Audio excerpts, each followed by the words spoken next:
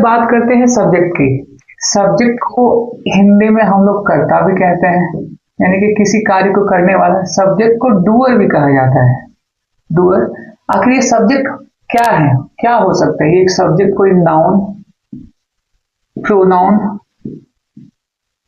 Pronoun या कोई thing, कोई आइडिया या थॉट हो सकता है, राइट। ये सब्जेक्ट होने की जो स्पेशलिटी है, सब्जेक्ट क्या हो सकता है? यहाँ कोई नाउन, प्रोनाउन, थिंग, आइडिया या किसी का थॉट भी आप एज अ सब्जेक्ट के रूप में लेके चल सकते हैं, ठीक है। सब्जेक्ट में क्या होता है? सब्जेक्ट जो किसी एक्शन को परफॉर्म करता है, यानी कि मैंने यहाँ पे क्या हुआ, डूअर। तो डूअर किसको कहते हैं?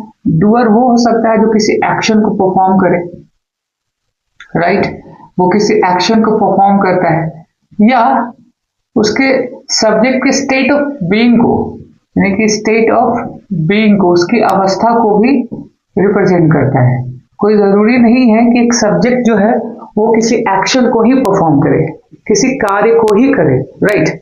स्टेट यानी कि सब्जेक्ट जो है वो भी हो सकता है जिसमें सेंटेंस में उसके बारे में बात की जाए, ओके। तो यहां से दो चीजें क्लियर होती हैं। सब्जेक्ट पहला, जो वो नाउन प्रोनाउन जो कि किसी एक्शन को कर रहा है, यहाँ आप देख सकते हैं नाउन प्रोनाउन, या कोई थिंग तो नहीं कर सकता कोई action, of course noun and pronoun जब किसी एक्शन को करते हैं, किसी वर्क को करते हैं, किसी जॉब को करते हैं।